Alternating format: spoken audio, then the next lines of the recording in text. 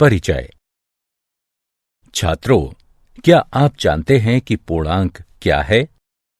एक पूर्ण संख्या जो धनात्मक, ऋणात्मक या शून्य हो सकती है। सही। और पूर्ण संख्या क्या होती है? संख्याओं का वही समुच्चय जिसमें शून्य और सभी प्राकृतिक संख्याएं हों। बहुत अच्छे। आज हम वास्तविक संख्याओं के बारे में पढ़ेंगे।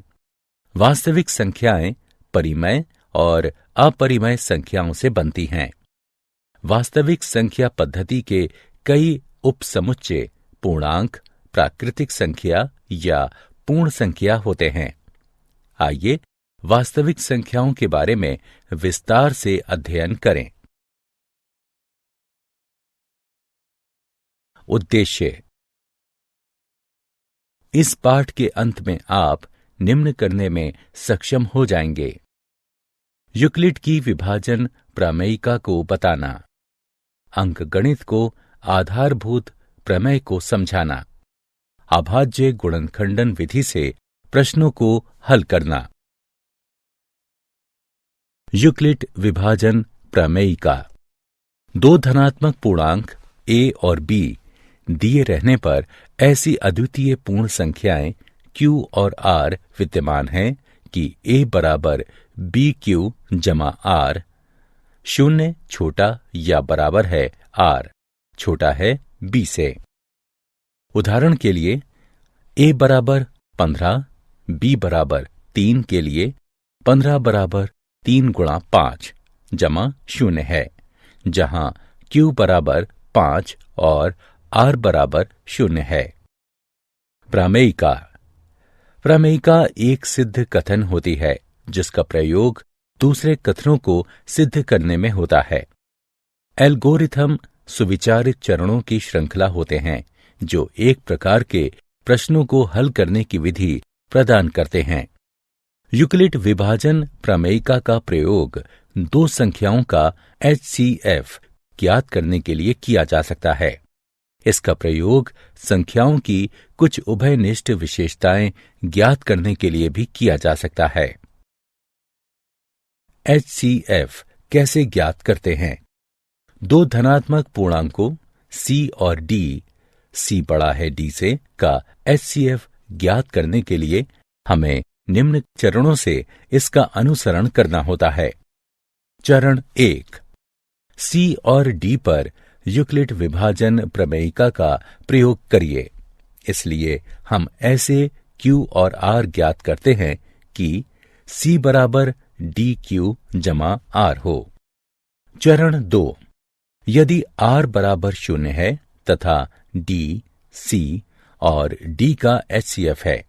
यदि R शून्य के बराबर नहीं है तो D और R पर विभाजन प्रमेयिका का प्रयोग कीजिए। चरण 3। इस प्रक्रिया को तब तक जारी रखिए जब तक कि शेषफल शून्य न हो जाए। इसी स्थिति में प्राप्त भाजक ही वांछित HCF है। HCF परिकलन का उदाहरण। आइए यूक्लिड एल्गोरिथम के प्रयोग से 455 और 42 का HCF ज्ञात करें। हल। चूंकि 455 बड़ा है 42 से, इसलिए हम 455 बराबर 42 गुणे 10 जमा 35 प्राप्त करने के लिए 455 और 42 पर यूक्लिड की विभाजन प्रमेयिका का प्रयोग करते हैं। शेषफल शून्य नहीं है, इसलिए हम 42 और 35 पर प्रमेयिका का प्रयोग करते हैं। 42 बराबर 35 गुणे 1 जमा 7। अभी भी शेषफल शून्य नहीं है, अतः हम 35 और 7 पर विभाजन प्रमेयिका का प्रयोग करते हैं। 35 बराबर 7 गुणे 5 जमा 0। हम देख सकते हैं कि शेषफल शून्य हो गया है और हम आगे नहीं जा सकते। इसलिए 455 और 42 का HCF इस स्थिति में विभाजक यानी 7 होगा।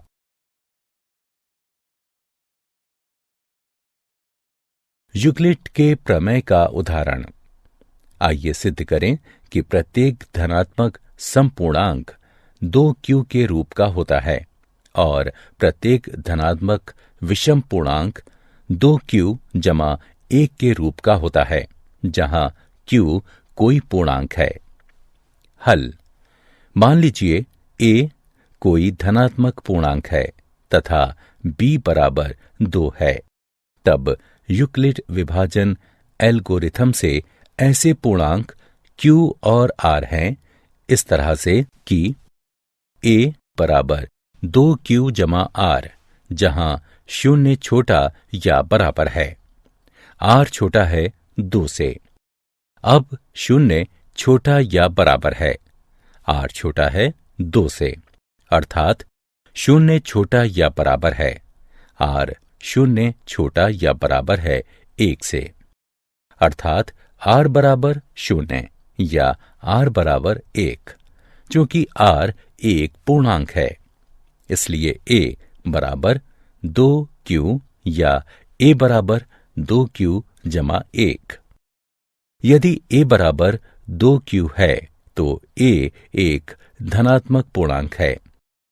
हम जानते हैं कि धनात्मक पूर्णांक या तो सम या विषम हो सकते हैं, इसलिए कोई भी धनात्मक विषम पूर्णांक 2q जमा 1 के रूप का होगा।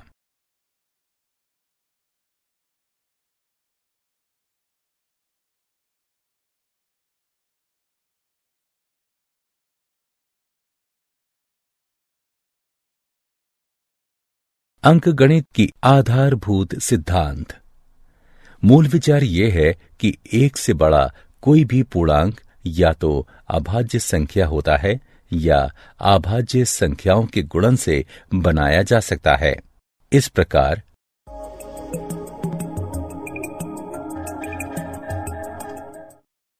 आइए परिभाषा से शुरू करें।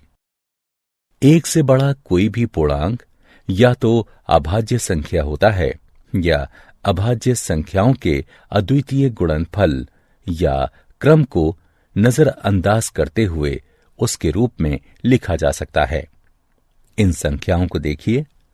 2 अभाज्य है, 3 अभाज्य है, 4 2 गुणा 2 है, 5 अभाज्य है, 6 2 गुणा 3 है, 7 अभाज्य है, 8 2 गुणा 2 गुणा 2 है, 9 3 गुणा 3 है, 10 2 गुणा 5 है, 11 अभाज्य है, इत्यादि।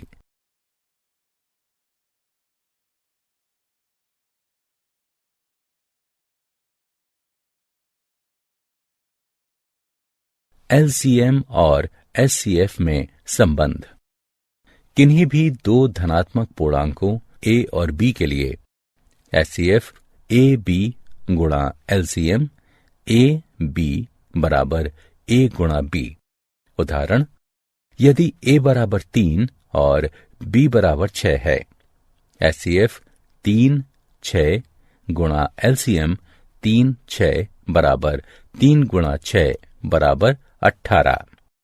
यदि हमारे पास दो धनात्मक पूर्णांकों का एलसीएम है तो हम इस परिणाम को प्रयोग करके उनका एचसीएफ ज्ञात कर सकते हैं। हम किन्हीं दो संख्याओं का एचसीएफ और एलसीएम अभाज्य गुणनखंडन की सहायता से ज्ञात कर सकते हैं। आइए देखें कि कैसे। 510 और 276 का एलसीएम और एचसीएफ ज्ञात कीजिए। 510 बराबर 2 गुणा 3 गुणा 5 गुणा 17। 276 बराबर 2 गुणा 2 गुणा 3 गुणा 23। 510 और 276 के उभयनिष्ठ गुणनखंड 2 और 3 हैं, अतः एचसीएफ बराबर 2 गुणा 3।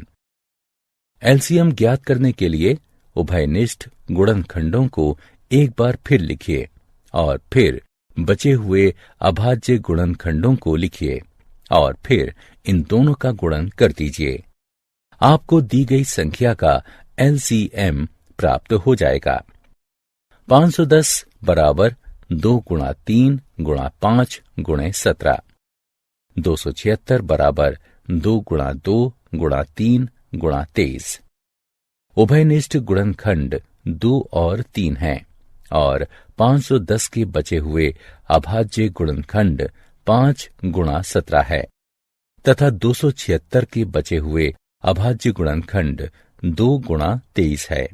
अतः 510 और 276 का एलसीएम है बराबर 2 गुणा 3 गुणा 5 गुणा 17 गुणा 2 गुणा 23 बराबर 23,460।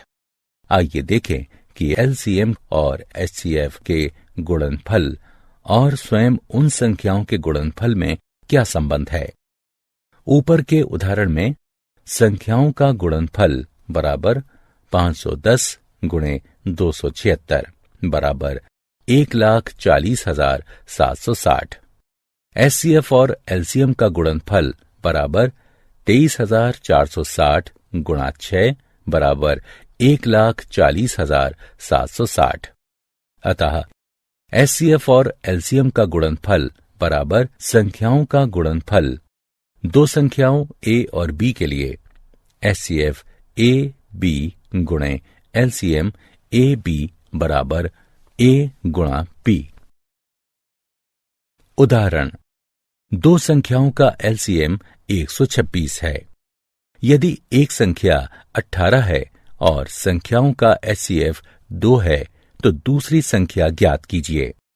हम जानते हैं कि दोनों संख्याओं का गुणनफल बराबर होगा उनके एलसीएम और एचसीएफ के गुणनफल के, यानी 18 गुणा x बराबर 126 गुणा 2। यहां x दूसरी संख्या है, यानी x बराबर 126 गुणे 2 बटे 18 है, तो x बराबर 14 होगा।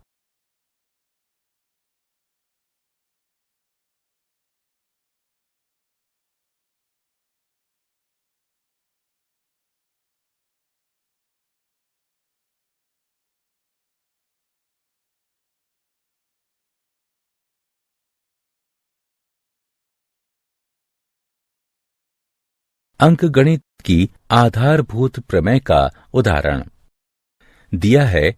306 और 657 का एचसीएफ बराबर है 9 के, तो इनका एलसीएम ज्ञात कीजिए। हल, हम जानते हैं कि दो संख्याओं के एचसीएफ और एलसीएम का गुणनफल स्वयं उन संख्याओं के गुणनफल के बराबर होता है। इसलिए 306 और 657 का एचसीएफ गुणा 306 और 657 का एलसीएम बराबर होगा 306 गुणा 657 के, जो कि बराबर है 9 गुणा 306 और 657 के एलसीएम के। अर्थात इसे हल करने पर हमें एलसीएम प्राप्त होगा 22,338।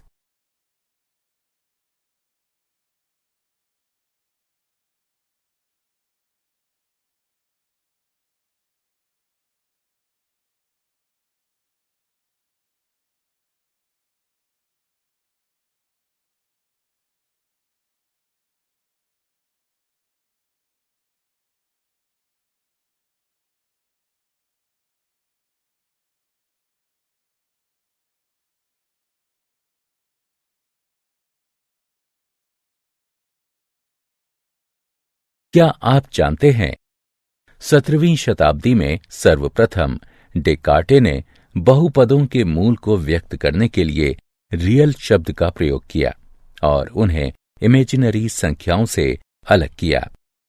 कार्ल फ्रेडरिक गॉस को प्रायः गणितज्ञों का राजकुमार कहा जाता है तथा उनका नाम आर्किमिडीज और न्यूटन के साथ सर्वकालिक महानतम गणितज्ञों में लिया जाता है।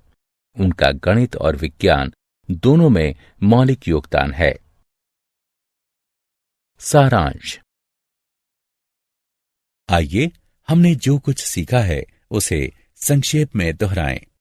यूक्लिड विभाजन प्रमेय का दो धनात्मक पूर्णांक a और b दिए रहने पर ऐसी अद्वितीय पूर्ण संख्याएं q और r विद्यमान है कि A बराबर BQ जमा R, जहां शून्य छोटा या बराबर है R से और B R से बड़ा है।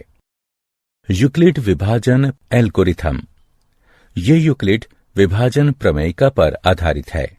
इसके अनुसार किन्हीं दो धनात्मक पूर्णांकों A और B, जहां B बड़ा है A से, इसका HCF निम्न प्रकार ज्ञात किया जा सकता है। चरण 1, विभाजन प्रमेयिका का प्रयोग करके Q और R ज्ञात कीजिए, जहां A बराबर BQ जमा R, शून्य छोटा या बराबर है R छोटा है B से। चरण 2, यदि R बराबर शून्य है तो HCF B है। यदि R बराबर नहीं है शून्य के तो B और R पर यूक्लिड प्रमेयिका का प्रयोग कीजिए। चरण 3, इस प्रक्रिया को तब तक दोहराते रहिए जब तक कि शेषफल शून्य ना हो जाए। इस स्थिति में भाजक ही HCF AB होगा। साथ ही HCF AB बराबर HCF BR। अंकगणित की आधारभूत प्रमेय। प्रत्येक भाज्य संख्या को अभाज्य संख्याओं के एक गुणनफल के रूप में व्यक्त किया जा सकता है तथा यह गुणनखंडन अभाज्य गुणनखंडों के आने वाले क्रम के बिना अद्वितीय होता है।